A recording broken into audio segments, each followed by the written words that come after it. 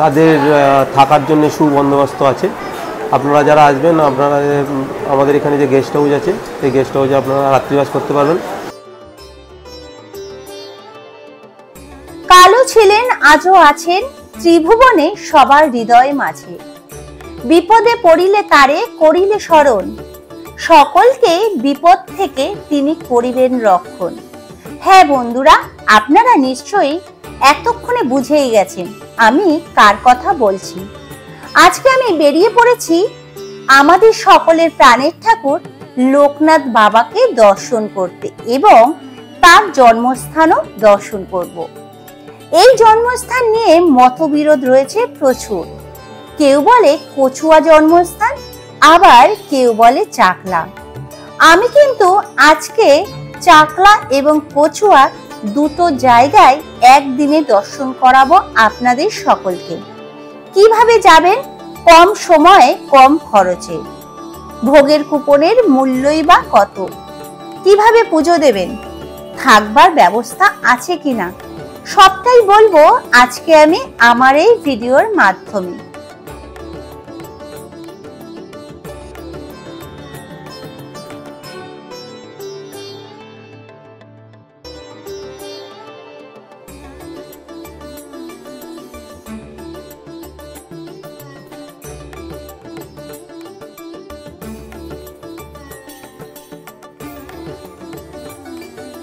আজকে আমি সবার প্রথমে চাকলা ধামের উদ্দেশ্যে ট্রেনে উঠে পড়লাম। আপনারা যারা শিয়ালদা কিংবা বনগাঁ সাইড থেকে আসবেন তারা সবার প্রথমে গুমা স্টেশনে নামবেন, কারণ গুমা স্টেশন থেকে চাকলা ধাম যেতে খুব কম সময় লাগে। সবুজ গাছপালা দেখতে দেখতে আমরা কিন্তু পৌঁছে গেলাম একদম গুমা স্টেশনে। আমাদের টিকিট ভাড়া লাগলো মাত্র 10 টাকা।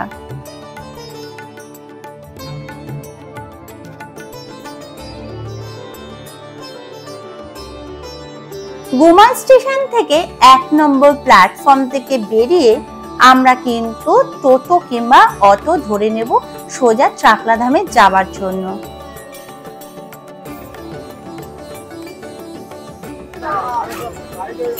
চাকলা মন্দির যাবেন?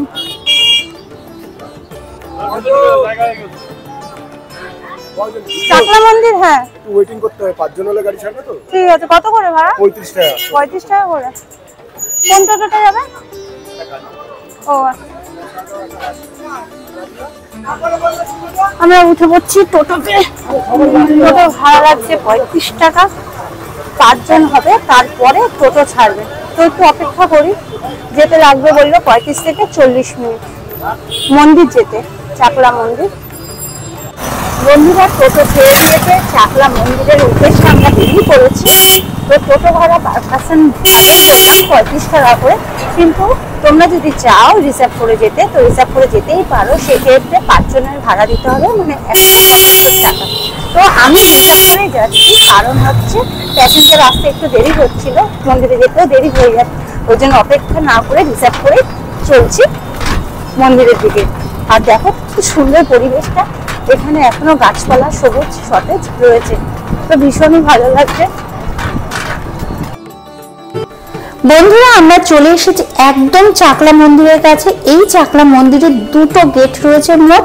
এই যে গেটটি দেখতে পাচ্ছেন, এই গেটটি এখন আপাতত বন্ধ রয়েছে, কিন্তু উপরটি দেখুন গণেশ ঠাকুরের মূর্তি রয়েছে, ভীষণ সুন্দর।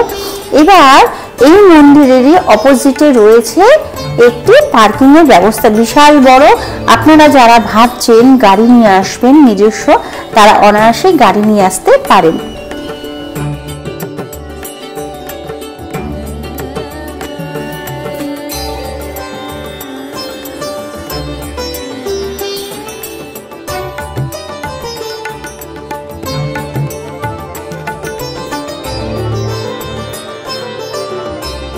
বন্ধুরা মন্দিরে ঢোকার আগে আমি তোমাদেরকে দেখালাম বাহাতেই পড়ছিল একটা বড় বিশাল বড় পার্কিং এর জায়গা, কিন্তু মন্দিরের ভিতরে ঢুকে দেখো তোমরা আর একটা পার্কিং এর জায়গা রয়েছে কার, সেখানে 2 চাকা 10 টাকা, 3 চাকা 30 টাকা, 4 চাকা 50 টাকা এবং 6 চাকা 100 টাকা নিচ্ছে। এখানেও তোমরা মন্দিরের ভিতরে ঢুকেই আপনারা দেখতে পাবেন বাঁদিকে রয়েছে বিক্রয় বিভাগ, যেখান থেকে আপনারা বাবার ফটো ফ্রেম, মূর্তি এছাড়াও ঠাকুরের অনেক জিনিস আপনারা কিনতে পারবেন।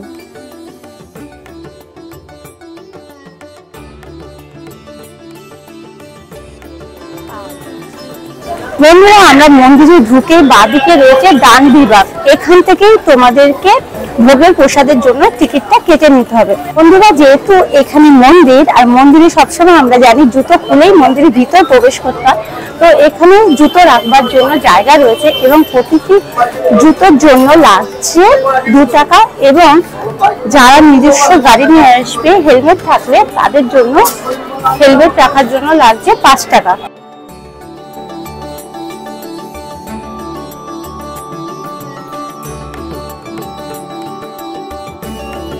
চলুন তাহলে আমরা মূল মন্দিরে প্রবেশ করি। মূল মন্দিরের ভেতরে ঢুকেই রয়েছে একটি বিশাল বড় আম গাছ। এই চাকলা ধামে রয়েছে বিশাল বড় নাট মন্দির। নাট মন্দিরটি দোতলা। নাট মন্দিরের পাশেই রয়েছে বাবার মূল মন্দির। নাট মন্দিরের ভিতরে আপনারা দেখতে পাবেন দান বিভাগ, যেখান থেকে আপনারা ভোগের কুপন অনায়াসেই সংগ্রহ করতে পারবেন। এখানে 2 রকম ভোগ প্রসাদ পাওয়া যায়। এক হলো রাজভোগ, যার মূল্য 75 টাকা, আর আরেকটি হলো খিচুড়ি ভোগ, যার মূল্য 35 টাকা। আপনারা যদি চান তাহলে ভোগ প্রসাদ বাড়িতেও নিয়ে যেতে পারেন। সেক্ষেত্রে খিচুড়ি ভোগ নেবে 40 টাকা আর রাজভোগ নেবে 75 টাকা। আপনাদেরকে আরেকটি কথা জানিয়ে রাখি, এখানে একান্তে পুজো দেওয়ারও ব্যবস্থা আছে, যার টিকিট মূল্য 100 টাকা।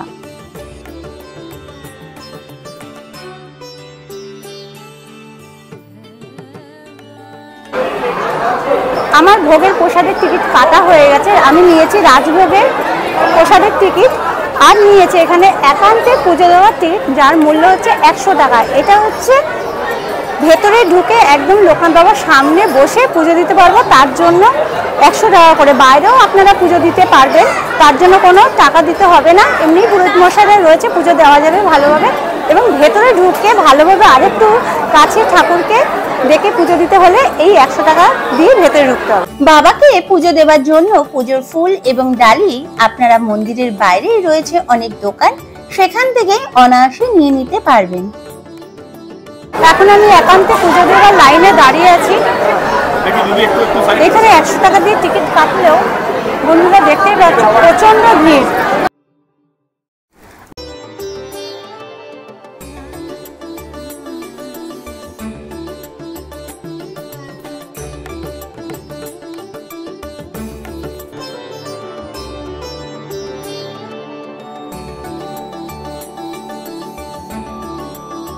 যারা দূর থেকে আসবেন তারা গেস্ট হাউসের থেকেই বাবাকে পুজো দিতে পারবেন।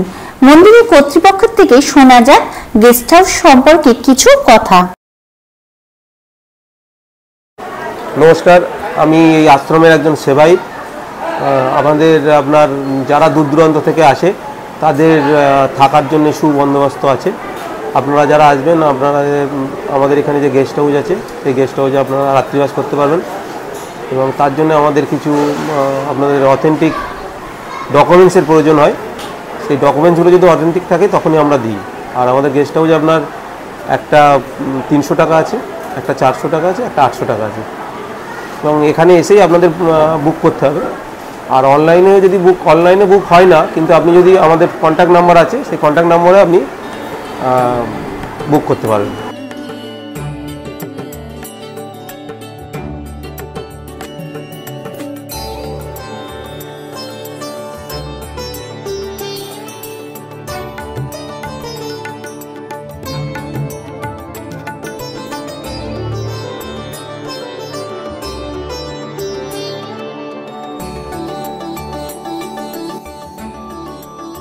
এবার চলুন নাট মন্দিরটি একটু ঘুরে দেখি।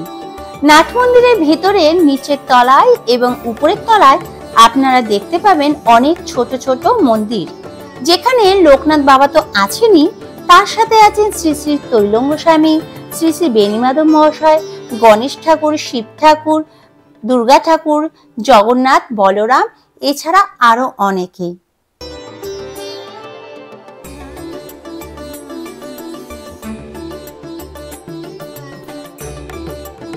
আমরা এবার চলে এসেছি ভোগ প্রসাদ খেতে।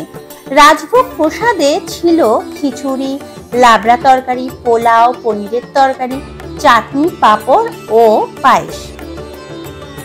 মন্দিরের পিছন সাইডে আপনারা দেখতে পাবেন অনেক দোকান, যেখানে পূজার সামগ্রী থেকে শুরু করে ঘর সাজানোর জিনিস, ফটো ফ্রেম থেকে শুরু করে লোকনাথ বাবার মূর্তি এবং অনেক দেবদেবীরও মূর্তি এখানে বিক্রি করছেন।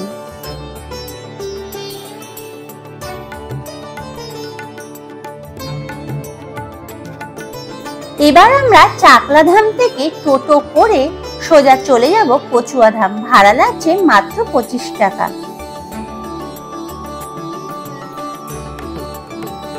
আমরা চলে এসেছি একদম জন্মস্থান পুণ্যতীর্থ কচুয়াধাম।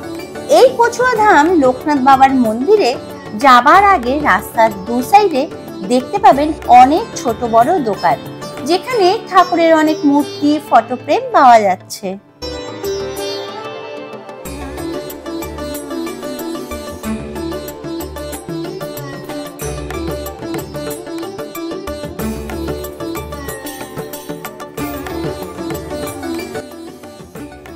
এটি হলো লোকনাথ বাবার মূল মন্দির। এখানে লোকনাথ বাবা বিরাজ করছেন।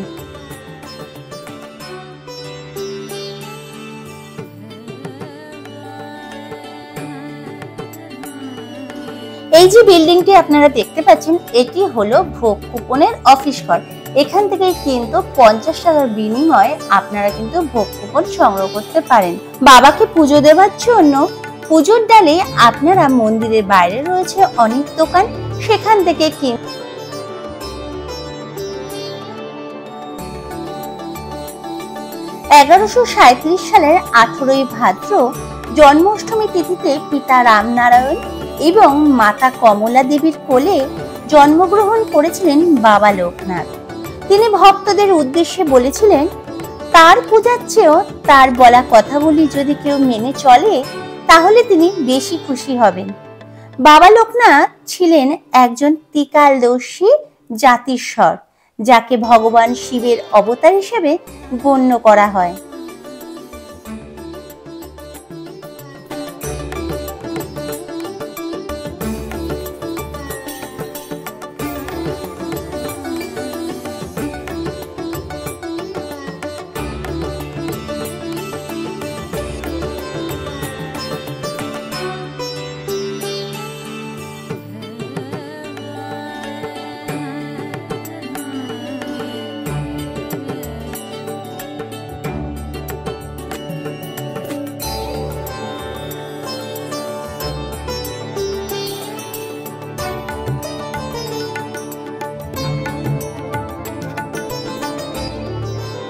এই সেই পবিত্র দুধপুকুর, যেখান থেকে বাল্যকালে 11 বছর বয়সে লোকনাথ বাবা স্নান করে তার বন্ধুর সাথে রওনা দিয়েছিলেন কলকাতার উদ্দেশ্যে কালীঘাটে যাওয়ার জন্য।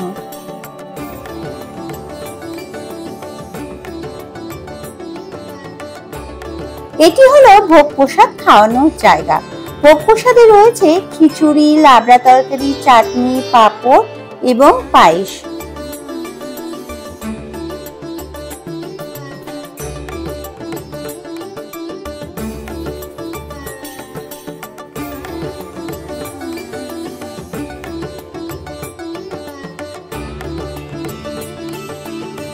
লোকনাথ বাবার মন্দিরে যাবার আগেই বাঁদিকে রয়েছে ভগবান গাঙ্গুলির বাড়ি। চলুন আমরা দর্শন করি। এই বাড়িটি প্রায় ভগ্নের পথে, কেউ এখন থাকে না এখানে। ভগবান গাঙ্গুলি হলেন একজন ব্রহ্মজ্ঞানী নিষ্ঠাবান। তিনি লোকনাথ বাবার নামকরণ করেছিলেন। 11 বছর বয়সে লোকনাথ বাবাকে শিষ্য রূপে গ্রহণ করে বেরিয়ে পড়েছিলেন সাধনা শেখানোর উদ্দেশ্যে।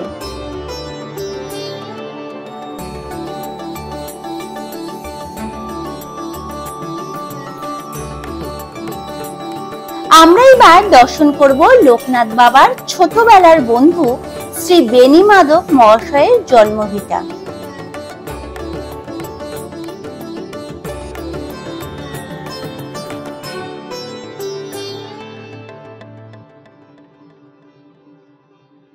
তাহলে তাহলে বন্ধুরা, কেমন লাগলো আজকের এই ভিডিওটা?